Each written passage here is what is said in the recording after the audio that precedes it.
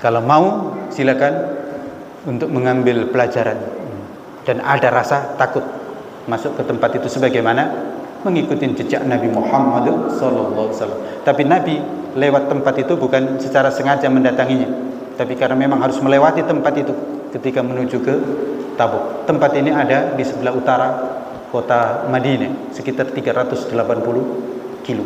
Lihat bagaimana kesudahan orang-orang yang dulu mendustakan para rasul. Ya pasti dibinasakan. Oleh karena itu wallahu alam bisa dikasih garis besar, ada dua tujuan ketika ke sana. Kalau ana ad-da'i bi imani ana al-islam rabbani sa'ali rayati dawman wa ahmi saff ikhwani. Madinatul Aula, ya, kota Al-Aula. Ada hadis yang kemarin menyebutkan, ada hadis larangan masuk ke tempat itu karena tempat itu adalah tempat dulu dibinasakannya kaumnya Nabi Saleh, disebut sebagai Ahlul Madain. Tempat itu memang luar biasa dari sisi kekuatan, karena rumah mereka itu berada di dalam bukit-bukit yang sangat kuat. Mereka bisa melobangin batu-batu dan itu menjadi rumah mereka, sehingga secara kekuatan maka memang mereka menganggap kuat, nggak akan ada yang bisa mengalahkannya. Tapi itulah karena mereka durhaka kepada Allah Subhanahu wa taala, mendurhakai nabi yang diutus oleh Allah Subhanahu wa taala, yaitu Nabi Saleh dengan ontanya. Iya. Nabi Saleh diberikan mukjizat onta yang bisa diambil susunya kapan mereka mau sesuai dengan jadwal yang ditentukan. Tapi ternyata kemudian justru mereka menyembelihnya. Dan diajak untuk menyembah kepada Allah Subhanahu wa taala saja mereka enggak mau. Mereka berfoya-foya. Mereka merasa kuat, enggak akan ada yang bisa mengalahkannya. Tapi itulah kemudian mereka dihancurkan oleh Allah Subhanahu wa taala. Terkait dengan hal ini disebutkan di dalam hadis. Ini ada di dalam kitab Sahih Bukhari. Imam Bukhari mencantumkan hadis ini di beberapa bab. Ada di bab atau kitab salat, ada juga di kitab Ahadisul Anbiya, hadis-hadis tentang para nabi. Dan rupanya beberapa kali Imam Bukhari itu mencantumkan hadis ini, termasuk di Sahih Muslim. Jadi hadis ini diriwayatkan oleh Imam Bukhari dan Imam Muslim. Disebutkan di sini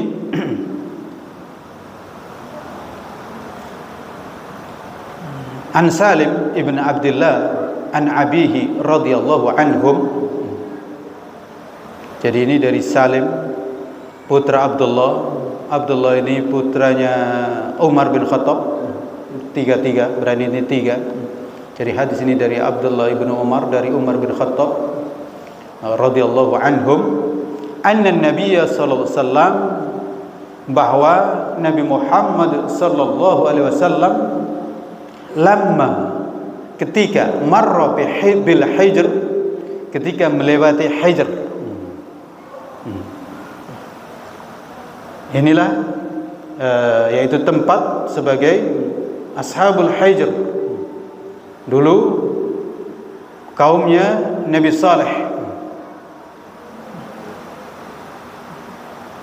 Ketika melalui tempat itu Nabi bersabda, la tadkhulu masakin alladziina zalamu, janganlah kalian masuk ke tempat-tempat atau perkampungan-perkampungan orang-orang yang zalim,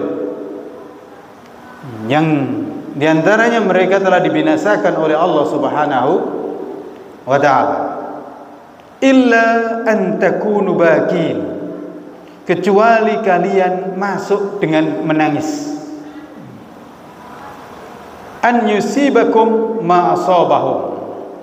Karena ada rasa takut kalau menimpa kalian apa yang menimpa kepada mereka. Thumma taqanna'a, kemudian Nabi Muhammad sallallahu menutupi biridaihi, dengan ridanya, dengan jubahnya, sorbannya, wa huwa 'alar rahl, dan sementara beliau di atas kendaraan. Disebutkan juga beliau menunduk dan menutupi kepala dengan ridanya, dengan jubahnya, dengan sorbannya, dengan selendangnya yang dipakai. Jadi melindungi diri dengan menangis, dengan menunduk ketika melewati tempat itu. Jadi hadis ini memang ada larangan untuk memasuki tempat-tempat orang-orang zalim, termasuk tempat orang-orang zalim yang itu mereka dulu sudah dibinasakan atau sudah nggak ada lagi orang zalimnya. Maka tentu saja pelajarannya, apalagi kalau orang-orang zalim itu masih hidup, ya kan? Masuki bekas tempat mereka saja nggak boleh. Apalagi kalau ternyata orang-orang zalimnya masih hidup, memasukin saja. Apalagi dukungnya, nah itu juga, ya kan? Dukung orang zalim, ya, tambah juga. Baik dukung secara langsung atau dukung secara apa? Secara perasaan, turut membanggakan misalnya. Karena ini melewati saja bekas mereka, Nabi melarang. Boleh memasukinya dengan syarat, yaitu syaratnya bagi menangis. Dengan syarat menangis. Artinya apa? Ada rasa khauf. Menangis karena apa? Menangis diantaranya bisa saja kasihan terhadap mereka dulu yang sudah dibinasakan, atau juga menangis takut kalau juga nanti dibinasakan sebagaimana mereka dibinasakan.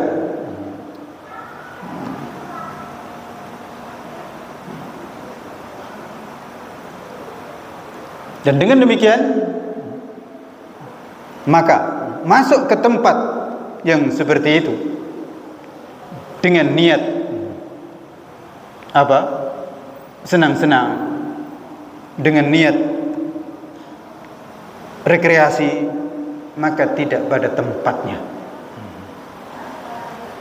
Karena Nabi memerintahkan kalau masuk memang harus masuk ke tempat itu, maka silakan dengan ada perasaan khasyah, takut min azabillah, takut akan azab Allah Subhanahu wa taala, bukan dengan senang-senang. Oleh karena itu tidak pada tempatnya bersenang-senang, piknik di tempat bekas kezaliman, di tempat bekas kemusyrikan, di tempat bekas pelacur. Apalagi kalau ada semacam perasaan membanggakan. Bagaimana membanggakan?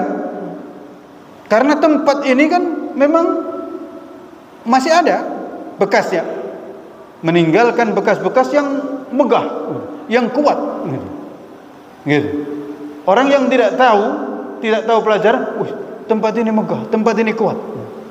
Padahal seharusnya orang mengambil pelajaran, tempat ini megah, tempat ini kuat, tetapi ternyata dihancurkan oleh Allah Subhanahu wa taala ketika tidak tunduk dan patuh kepada Allah. Jadi, dan Nabi menyebutkan di dalam hadis ini sebenarnya umum, tidak hanya tempat yang ada di tempat itu, yang ada di sekarang yang disebut dengan Madinatul Aula, itu sebagai kawasan alam, tempat persisnya yang ada peninggalan Madain ini di mana? Saya juga nggak tahu persis karena nggak ada keinginan juga ke sana. Tapi yang jelas memang di sana itu banyak ya batu-batu besar sebagai bentuk daripada jelasnya peninggalan orang-orang terdahulu. Tapi ketahuilah bahwa itu adalah batu-batu atau ya tempat-tempat sebagai bentuk peninggalan sejarah, dan sejarah itu bukan sejarah yang baik tetapi sejarah yang buruk. Syekh Abdul Aziz bin Baz ketika ditanya tentang hal ini, beliau menjawab singkat dan langsung menjawab dengan hadis ini. Tidak menjawab dengan pandangannya, tapi langsung menyebutkan ini. Bagaimana hukumnya masuk ke tempat itu? Langsung beliau menyebutkan hadis. Hadis qala Rasulullah sallallahu la tadkhulu masakin. Begitu. Langsung menyebutkan tentang hadis ini. Dan kemudian didesak, bagaimana kalau untuk rekreasi bersejarah? Lah. Tidak pada tempatnya untuk rekreasi sejarah. Seperti itu. Tetapi secara umum ada ayat bahwa kita memang diperintahkan oleh Allah untuk jalan juga. Qul siru fil ardh tsumma anzuru kaifa kana aqibatul mukadzibin. Maka silakan. Ayat kan nyuruh kita berjalan. Jalan dan kemudian lihat bagaimana kesudahan orang-orang yang dulu mendustakan para rasul. Ya pasti dibinasakan. Oleh karena itu wallahu alam bisa dikasih garis besar, ada dua tujuan ketika ke sana. Kalau kesananya dalam rangka untuk iktibar, mengambil pelajaran sebagaimana yang diperintahkan ayat dan sebagaimana juga yang ditunjukkan oleh Nabi lewat ke sana dengan perasaan takut. Ya setidaknya kalau nggak bisa nangis ya takut. Tapi saya kira orang-orang yang betul beriman sungguh-sungguh membaca sejarah, membaca ayat ya nangis. Maka ya silakan masuk ke tempat itu, ambil pelajarannya. Begini ternyata dulu orang-orang yang sangat kuat itu ternyata dibinasakan oleh Allah Subhanahu wa taala dengan cara Allah yang sangat mendadak. Dan tentu saja silakan untuk diiringin dengan menangis. Dan disebutkan Nabi cepat, tidak berlama-lama di tempat itu. Karena Nabi saja bayangkan khawatir kalau ada azab yang datang, sehingga berjalan dengan menutup kepalanya dan cepat. Tapi di Syarah Ibnu Hajar Al-Asqalani, hadis ini ditaruh di tempat di babus shalah. Itu ada ulama yang berpandangan bahwa salat di tempat itu boleh. Kenapa boleh? Karena salat adalah fihi khusyuk wal khauf. Jadi kalau sholat di tempat itu iya mencerminkan tentang kekhusyuan dan bisa menangis gitu. Tapi Nabi lewat di tempat itu secara tekstual hadis ini beliau tidak sholat tapi justru mempercepat. Tapi wallahu alam Imam Bukhari mencantumkan di bab itu menunjukkan berarti seakan-akan ya sholat itu di situ boleh. Kenapa boleh? Karena ya disitulah bisa khusyuk. Kalau orang tidak sholat di tempat itu dan tidak menghayatinya, di mana mereka akan dapat kekhusyuan dan khauf gitu. Jadi apa artinya? Kalau datang ke tempat itu mengamalkan perintah Allah kul siru fil ard, berjalanlah di muka bumi untuk mengambil pelajaran bahwa orang-orang terdahulu yang mendustakan ajaran Allah itu dibinasakan, dan ada dengan syarat bagi menangis, ada rasa khauf, bukan dengan kegembiraan, selfie, moto-moto. Itu. Kalau foto bukan ada rasa kegembiraan, saya kira wallahu alam mudah-mudahan tidak termasuk terlarang untuk menunjukkan ini loh dulu yang dianjurkan oleh Allah Subhanahu wa taala. Tapi selfie dengan rasa kebanggaan, ada rasa senang, rasa bahagia, tentu tidak pada tempatnya. Nah, yang kedua, tentu ada orang piknik yang dengan cara piknik untuk tanazzuh, untuk rekreasi, maka tidak tempatnya. Tempat itu bukan tempat rekreasi. Sama lah kira-kira rekreasi ke kuburan, kan tidak. Jadi rekreasi itu bukan di tempat itu, bukan untuk rekreasi, untuk bergembira, untuk makan-makan. Bahkan Nabi, para sahabat sudah menyiapkan makanan di tempat itu. Itu kan Nabi mau berangkat ke perang Tabuk, jadi melewati itu. menyiapkan makanan sudah, tapi Nabi melarang, jangan dimakan, segera dibawa. Jadi Nabi melarang makan di tempat itu, makan-makan. Demikian tentang hal ini yang kemarin ditanyakan itu. Jadi ada memang hadisnya ini larangan. Oleh karena itu jangan menjadikan ke tempat itu sebagai wisata. Kalau mau silakan untuk mengambil pelajaran dan ada rasa takut masuk ke tempat itu sebagaimana mengikuti jejak Nabi Muhammad sallallahu alaihi wasallam. Tapi Nabi lewat tempat itu bukan secara sengaja mendatanginya, tapi karena memang harus melewati tempat itu ketika menuju ke Tabuk. Tempat ini ada di sebelah utara kota Madinah, sekitar 380 kilo. Demikian.